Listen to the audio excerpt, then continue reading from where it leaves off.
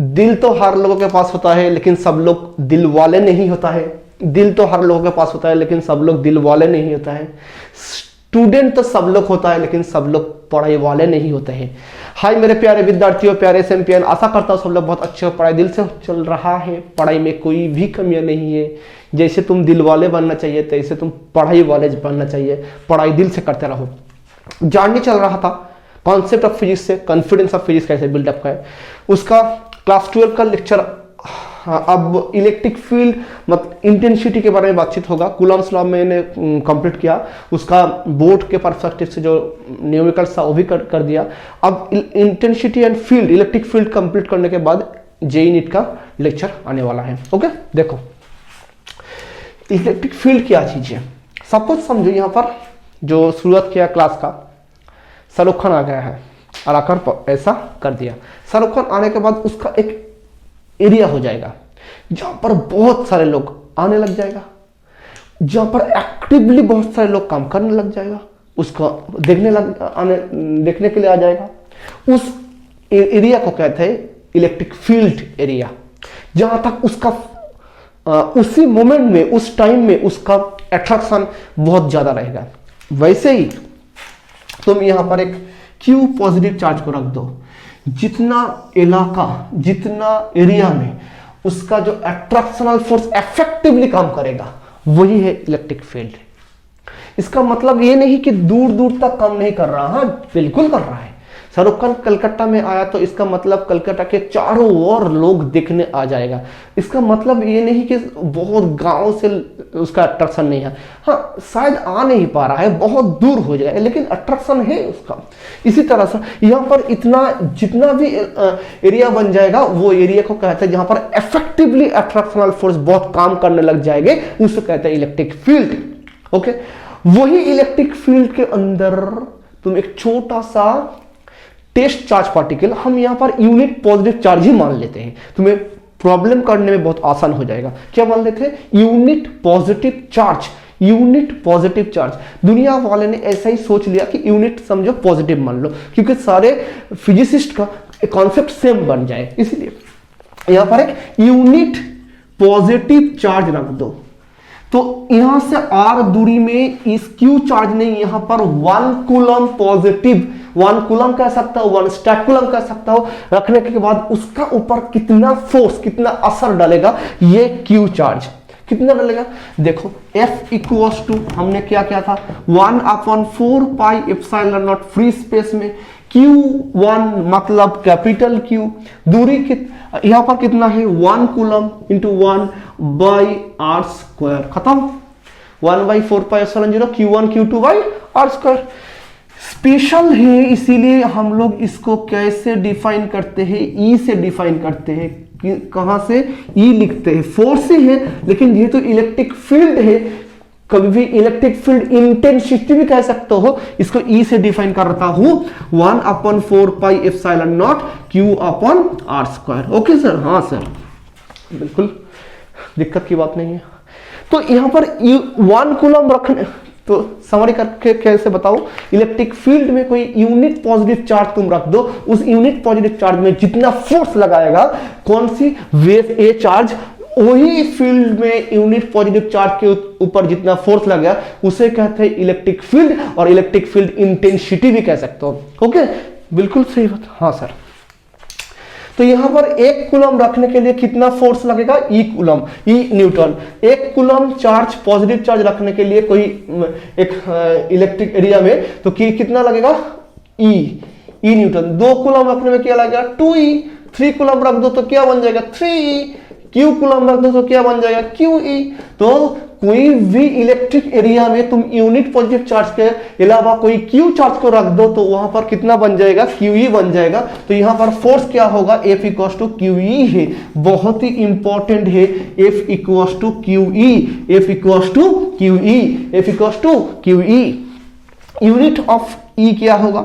Unit of E होगा E equals to F upon Q है, क्या है? F अपॉन Q है, F अपॉन Q है। F का यूनिट क्या है? न्यूटन है, और Q का यूनिट क्या है? कूलम है। यूनिट क्या बन जाएगा? न्यूटन पर कूलम, न्यूटन पर कूलम। SI में यूनिट क्या है? न्यूटन पर कूलम। तो क्या होगा? इलेक्ट्रिक फील्ड का डेफिनेशन जरिए मैथमेटिकल फॉर्म क्या बन जाएगा, E इक्वल्स टू 1/4 एप्सिलॉन 0, बोलो E equals to 1/4 epsilon 0 Q upon R square, Q upon R square. Okay, और फोर्स एंड इलेक्ट्रिक फील्ड में संबंध क्या है, F equals to QE, F equals to QE, कोई दिक्कत की बात नहीं, हाँ sir F equals to QE। चलिए आओ नए टॉपिक में। तो इलेक्ट्रिक फील्ड में कुछ न्यूमेरिकल्स टॉपिक वाइज तुम्हें करना पड़ेगा। तो देखो मैं तुमको कुछ न्यूमेरिकल्स अच्छे टॉपिक वाइज न्यूमेरिकल्स कराता हूं।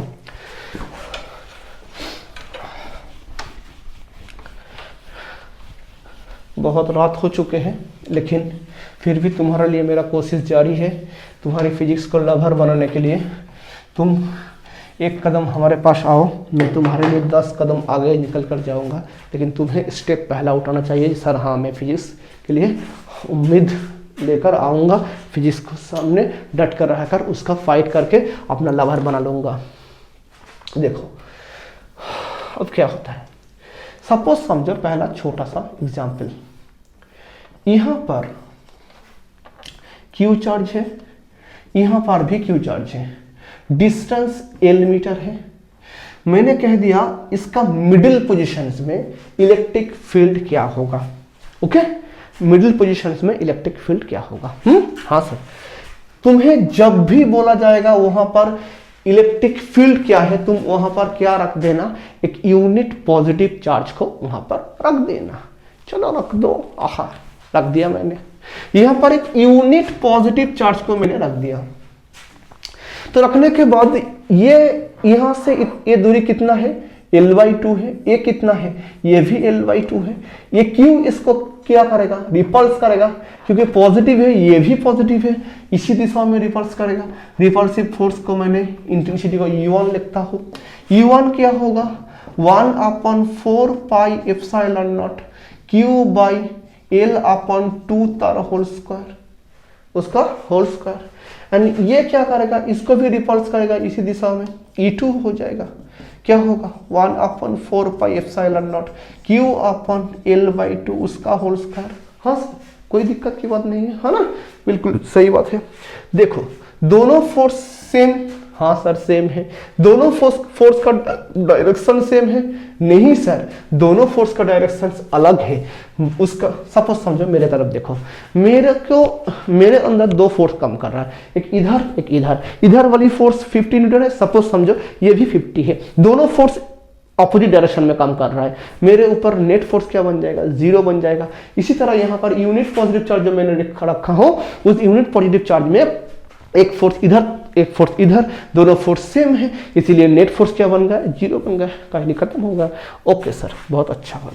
नेट फोर्स क्या होगा, net force E equals to E1 minus E2 equals to क्या हो गया, 0 हो गया।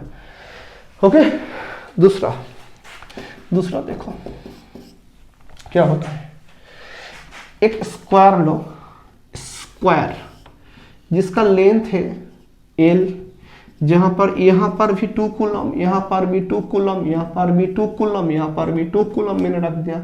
मैंने कह दिया कि यहाँ पर स्क्वायर का जो सेंटर होगा वहां पर इलेक्ट्रिक फील्ड क्या होगा।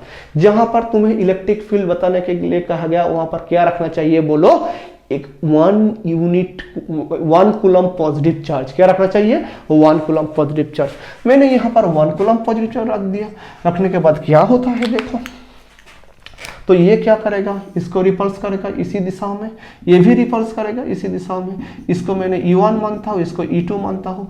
ये क्या करेगा, ये भी रिपल्स करेगा, इसको रेड कलर से मैं डिफाइन कर रहा हूँ, E3 कर रहा हूँ, E3।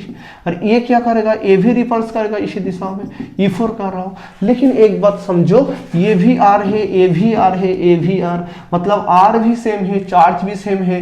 तो इसके लिए E1 E2 E3 E4, E1 E2 E3 and E4 सारे चार्ज क्या बन जाएंगे, E1 E2 E3 E4 सारे फोर्स सेम बन जाएगी। लेकिन देखो यहाँ पर क्या हो रहा है, इधर की तरफ E1 कम कर रहा है, इधर की तरफ क्या कम कर रहा है, E3 कम कर रहा है। दोनों फोर्स तो सेम है, क्योंकि फोर्स का वैल्यू क्या होगा, इंटेंसिटी का वैल्यू क्या होगा, 1/4πε0 Q/r²। सारे तो Q ही है, सारे तो R है। Q मतलब कितना है, 2 कूलम है, 2/r²। तो ये दोनों कैंसिल आउट हो जाएगा। हाँ सर। और इधर की तरफ देखो, इधर की तरफ कितना है, E4 है, और सिमिलरली इधर की तरफ E2 है। ये भी दोनों आपस में कैंसिल आउट हो जाएगा। तो नेट फोर्स क्या बन जाएगा, यहाँ पर 0 बन जाएगा। तो स्क्वायर में 4 वर्टेक्स में सेम चार्ज रखने के बाद उसका सेंटर में क्या होगा, नेट इलेक्ट्रिक फील्ड का मान 0 बन जाएगा। ओके, हाँ सर मैंने समझ लिया हूँ, 0 बन जाएगा। देखो अगला क्या है, अगला चीज क्या होता है, ये सवाल बहुत बार पूछा गया है। सपोज समझो एक ऑयल ड्रॉप है, ऑयल का ड्रॉप है जिसका मास है 20 ग्राम, ओके, जिसका मास है 20 ग्राम। नीचे से इलेक्ट्रिक फील्ड जा रहा है ऊपर की तरफ, नीचे से इलेक्ट्रिक फील्ड ऊपर की तरफ जा रहा है, पैरेलली स्ट्रेट कर दो, पैरेलल जा रहा है। ओके, ये सब इलेक्ट्रिक फील्ड का वैल्यू क्या है, ई है। क्या है बोलो, ई है। तो यहाँ पर इलेक्ट्रिक फील्ड का वैल्यू ई है। यहाँ पर कितना चार्ज दिया गया है, 2 कूलम। तो ये ऑयल ड्रॉप इसी तरह से यहाँ पर फ्लोटिंग कर रहा है, ना ही नीचे तरफ आ रहा है, ना ही ऊपर की तरफ जा रहा है। कैसे हो सकता है सर, क्योंकि इलेक्ट्रिक फील्ड के वजह से इसके ऊपर जो फोर्स ऊपर की तरफ लग रहा है, ऊपर की तरफ लगने वाला फोर्स, जो फोर्स ऊपर की तरफ लग रहा है, और इसको ग्रेविटेशनल फोर्स जो नीचे लग रहा है, दोनों फोर्स बैलेंस होने के बाद ही ये इक्विलिब्रियम में आ जाएगा। बिल्कुल सर, बिल्कुल सही बात, आपने बहुत अच्छे कह दिया। हाँ अरे देखो क्या होता है, तो ऊपर की तरफ क्या कितना फोर्स होगा, इसको थोड़ा बहुत यहाँ से हटाई दो। ओके, पढ़ाई करते रहो मेरे प्यारे विद्यार्थियों, पढ़ाई के बिना जिंदगी अधूरा रह जाएगी, सारे सपना अधूरा रह जाएगी। जिंदगी में हंसी मस्ती के बाद तो बात बनेगी, लेकिन पढ़ाई की कमियां मत बनना चाहिए। ऊपर की तरफ F = QE और नीचे क्या बन जाएगा, mg। नीचे की तरफ mg, ऊपर की तरफ QE। मैंने पहले बताया था QE होगा। तो F = क्या बन जाएगा, mg बन जाएगा। F क्या है, F = QE है, QE = mg है। तुम्हें E भी मालूम है, तुम्हें Q भी मालूम है, M भी मालूम है, G भी मालूम है, तुम्हें E का पता करना चाहिए। E क्या होगा, mg/Q होगा। M का वैल्यू कितना दिया था मैंने, 20 ग्राम। पहले इसका फॉर्मूला तो तुम्हें याद करना है, उसके बाद इसका वैल्यू निकल रहा हो 20 ग्राम, उसको kg कन्वर्ट कर दो 10⁻³ G का वैल्यू 9.8। मैं यहाँ पर JE की परस्पेक्टिव में 10 ले रहा हूँ, G का वैल्यू, और Q का वैल्यू कितना है, 2 कूलम।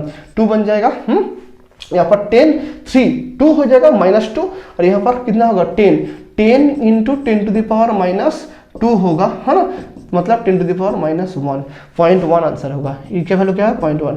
कैमरे में आ रहा है इतना नीचे तक, शायद आ चुका है। हाँ सर, कोई दिक्कत की बात नहीं, आ गया है। ओके, हाँ सर, ओके। अब देखो इसी तरह के बहुत सारे सवाल मैं कराऊंगा। अगली लेक्चर का जब वीडियो आएगा वहां पर तो तुम देखते रह जाना कितना सवाल होगा, तुम्हारे दिल में बहुत खुशियां आ जाएगी। हाँ सर, मैं फिजिक्स कर सकता हूँ। इतना सवाल करने के बाद तुम्हें कॉन्फिडेंस भी आने लग जाएगा। अब देखो क्या होता है दूसरा, मैं एक तुम्हें सिस्टमेट्रिक प्रॉब्लम बताता हूँ। ये एक पॉइंट से दोनों ऑब्जेक्ट को, स्फीयर को यहां से रखा गया, ये भी Q है, ये भी Q है, तो इन दोनों में क्या होगा, रिपल्सन्स होगा। यहाँ पर भी Q है, यहाँ पर भी Q है, रिपल्सन्स होगा। हाँ सर, तो बैलेंस Q है, इस तरह था, ये दोनों ऐसा हो गया, ऐसे हो गया, होने के बाद ऐसा ही रह गया, ना नीचे की तरफ आ रहा है ना ऊपर की तरफ जा रहा है, कुछ नहीं हो रहा है। तो बैलेंस कैसे हुआ सर, बैलेंस तो कोई नहीं कोई कर रहा है ना, तुम्हें बैलेंस कौन कर रहा है, तो उसको बैलेंस करने वाला देखो नीचे की तरफ कम कर रहा है, mg कम कर रहा है। तो इन दोनों के बीच में दूरी r मान लो, कितना दूरी मान लो, r मान लो। तो इधर की तरफ फोर्स कितना होगा, इलेक्ट्रोस्टैटिक फोर्स क्या है, Fe है। Fe क्या है, यहाँ पर लिख कर रखता हूँ, Fe = K × Q into Q by R square. हाँ, ये शायद Q1 Q2 भी हो सकता है, कोई दिक्कत की बात नहीं है। Q into Q upon R square. इसको यहाँ से टेंशन्स का कंपोनेंट ब्रेक करो। यहाँ से नीट एंड जेई में बहुत बार सवाल पूछा गया है मेरे प्यारे विद्यार्थियों, तुम्हें यहाँ को अच्छी ढंग से देखना। ये थीटा मान लो, ये भी थीटा है, इसका ये भी थीटा है। टी का ये वाला कंपोनेंट क्या होगा, टी कॉस थीटा होगा। ये कंपोनेंट क्या होगा, टी साइन थीटा होगा। टी कॉस थीटा किसको बैलेंस कर रहा है एंड टी साइन थीटा किसको बैलेंस कर रहा है, एफी को बैलेंस कर रहा है। सिमिलरली इधर की भी देखो, इधर भी ऐसा ही होगा, है ना। तो टी साइन थीटा किससे बैलेंस कर रहा है, एफी को बैलेंस कर रहा है। एंड टी कॉस थीटा किससे बैलेंस कर रहा है, एमजी को बैलेंस कर रहा है। दोनों को डिवाइड कर दो, मतलब क्या बन जाएगा, tan theta. tan theta equals to F E upon M G. तुम्हें कुछ भी दिया जाएगा तुम निकल सकते हो। सपोज तुम्हें मास दिया गया, तुम्हें चार्ज दिया गया, थीटा निकलना चाहिए, तुम्हें थीटा दिया गया, मास दिया गया, एफ ई निकल सकते हो। तुम्हें कुछ भी दिया गया, तुमको वो सारी डेटा लेकर तुम्हें इसका आंसर कर सकते हो। मैं इसका बहुत सारा आंसर कराऊंगा जो अगले लेक्चर आने वाला है। सिर्फ तो मैं यहाँ पर तुम्हें बोर्ड की पर्सपेक्टिव से कैसे कैसे सवाल आ सकता है वो मैं तुम्हें बताने वाला हूँ। देखो इसके बाद क्या होता है, अब देखो क्या होता है। कोई कोई दीवाना कहता है, देखो अब क्या होता है। तो यहां पर क्या होता है कि सपोज समझो कोई एक थ्रेड से यहां से यहां एक छोटा सा कोई बॉब है, मतलब कोई मास है, स्फीयर है, उसको इसी दिशा में इलेक्ट्रिक फील्ड को मैं दर्शाया। तो यहाँ पर क्यू चार्ज है, मतलब इसको भी क्यू चार्ज ने इसको इसी तरह से टिकल दिया। वो तो थे ऐसा, लेकिन इलेक्ट्रिक फील्ड के वजह से वो ऐसा बन गया। कितना एंगल मेट किया, थीटा एंगल मेट किया, है ना। तो फोर्स कितना लग गया यहाँ पर, force F equals to Q E लग गया। इसको मैं जूम करके बहुत दूर लेकर दिखाता हूँ। सपोज समझो ऐसा बन गया, थीटा बन गया, यहाँ पर क्या है, क्यू ई फोर्स लग गया। तो सेम एक ही तरफ से टेंशन लो, इसको यहाँ से कंपोनेंट को ब्रेक कर दो, टी कॉस थीटा बन जाएगा, ये टी साइन थीटा बन जाएगा। नीचे क्या रह जाएगा, एम जी रह जाएगा। हाँ सर सही बात है। टी साइन थीटा किसे बैलेंस कर रहा है, क्यू ई को बैलेंस कर रहा है। एंड टी कॉस थीटा किसे बैलेंस कर रहा है, एम जी को। दोनों को डिवाइड करो, टेन थीटा आ जाएगा। टेन थीटा कितना हो जाएगा, Q E upon M G. तो देखो शायद तुम्हें पता चल गया, tan theta equals to F E upon M G है।